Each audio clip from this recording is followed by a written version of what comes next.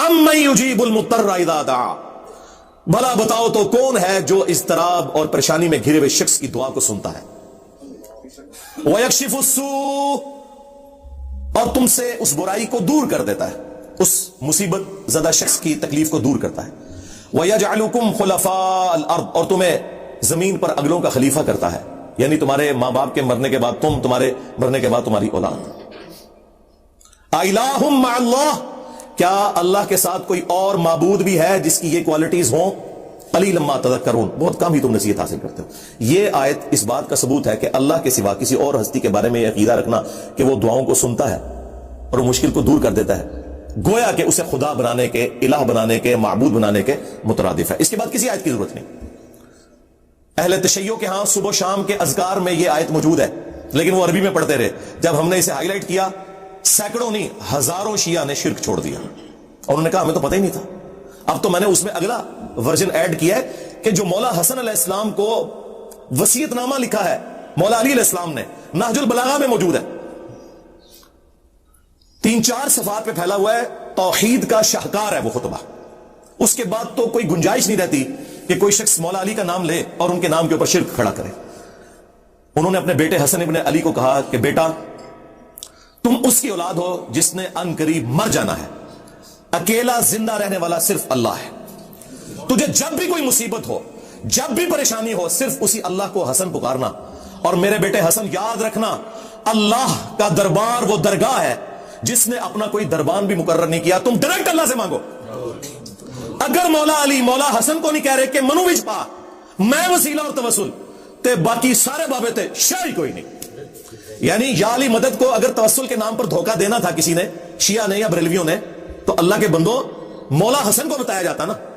قرآن میں 40 کے قریب دعائیں آئی ہیں انبیاء کی، کسی میں کوئی وسیلہ توسل نہیں ہے۔ اور وسیلہ اور توسل تو یہ ہے کہ اللہ کے نیک بندوں سے دعا کروائی جائے، ان کی دھونس لگانا اللہ کو،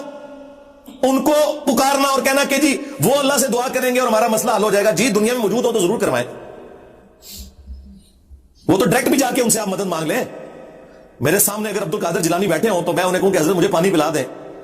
لوگوں کو تو آپ بتاتے ہیں نا کہ اتنی نیکیاں ملتی ہیں کسی کو پانی پلانے کی، تو مجھے پلا دیں، کوئی برا منانے والی بات نہیں ہے کسی بریلوی کو، تو ٹھیک ہے۔ لیکن عبد القادر جیلانی وہاں بغداد میں دفن ہے اپنی قبر کے اندر، اور میں انہیں کہوں کہ مجھے پانی پلا دیں، وہی بات وہی جملہ، صرف کوآرڈینیٹس بدلنے سے شرک ہو جائے گا، کیونکہ میں نے انہیں دعا میں پکار لیا۔ ہاں وہاں زندہ بیٹھے ہوں، میں فون پہ کال کروں اور میں کہوں کہ حضرت نیسلے کی 2 بوتلیں بھیج دیں کسی مرید کے ہاتھ، تو بالکل جائز ہے۔ اس طرح کا وسیلہ اور توسل تو بالکل درست ہے، لیکن جو آپ نے کلیم کیا ہے یہ تو امت کو آپ نے شرک کی طرف لگا دیا۔ اچھا، یہ مولا علی علیہ السلام نے جو فرمایا اپنے بیٹے حسن سے، یہ بالکل قرآن کے مطابق ہے، کیونکہ اللہ تعالیٰ نے سورۃ البقرہ میں ارشاد فرمایا وَإِذَا سَأَلَكَ عِبَادِي عَنِّي فَإِنِّي قَرِيبٌ أُجِيبُ الدَّعْوَةَ الدَّاعِي إِذَا دَعَانِ۔ اے میرے محبوب صلی اللہ علیہ وآلہ وسلم، جب بھی میرے بندے آپ سے میرے بارے میں پوچھیں، آپ ان سے فرمائیں میں تمہارے بالکل قریب ہوں، ہر پکارنے والے کی پکار کو سنتا ہوں جب وہ مجھے پکارے، لیکن شرط ہے فَلْيَسْتَجِيبُوا لِي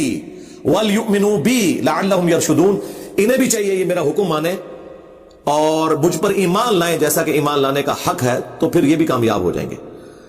تو یہ قرآن حکیم میں اللہ تعالیٰ نے واضح فرما دیا، جب نبی علیہ السلام کی مبارک زبان سے کہلوایا گیا تو ہونا تو چاہیے تھا کہ اس وقت کہا جاتا کہ اے نبی آپ فرما دیں کہ میرے وسیلے بیچ میں ڈالو، نہیں فرمایا، بلکہ کہا کہ جب میرے بندے آپ سے میرے بارے میں پوچھیں تو فرماؤ میں تمہارے بالکل قریب ہوں، ہر پکارنے والے کی پکار کو سنتا ہوں، لیکن وہ حکم ماننا ہے، وہ تو آپ یاد رکھیے۔ مسند احمد میں حدیث ہے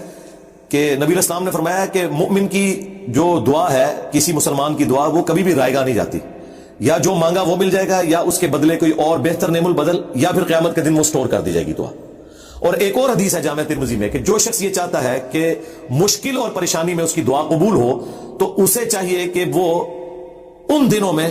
جبکہ اس کے لیے آسانی ہو اللہ کی طرف سے، خوشحال دنوں میں بھی اللہ سے دعا مانگا کرے۔ اور دعا کا پروٹوکول وہ بھی ترمذی میں آیا کہ آپ نے اللہ کی حمد اور درود شریف کے ذریعے متوجہ ہونا ہے، پھر اللہ تعالیٰ دعا قبول کرے گا۔ اور دعا کرنا، اللہ تعالیٰ سے مانگنا،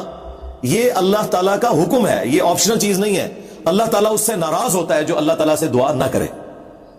ادعونی استجب لکم، اے میرے بندو مجھ سے مانگو میں عطا کروں گا، سورۃ المؤمن کی آیت نمبر 60 ہے۔ ان الذین یستکبرون عن عبادتی، بے شک جو لوگ مجھ سے دعا کرنے میں، عبادت کرنے میں، اور یہاں عبادت سے مراد دعا، تکبر کریں گے، میں انہیں ذلیل و خوار کر کے جہنم میں داخل کروں گا۔ اور یہ جو اس میں दुआ को इबादत कहा गया, वो हदीस भी है अबू दाऊद के अंदर, तिर्मिज़ी में, इब्न माजा में, अद्दुआ हुवल इबादा, दुआ ही तो इबादत है। फिर हुजूर ने अपनी बात के सबूत में यही आयत पढ़ी,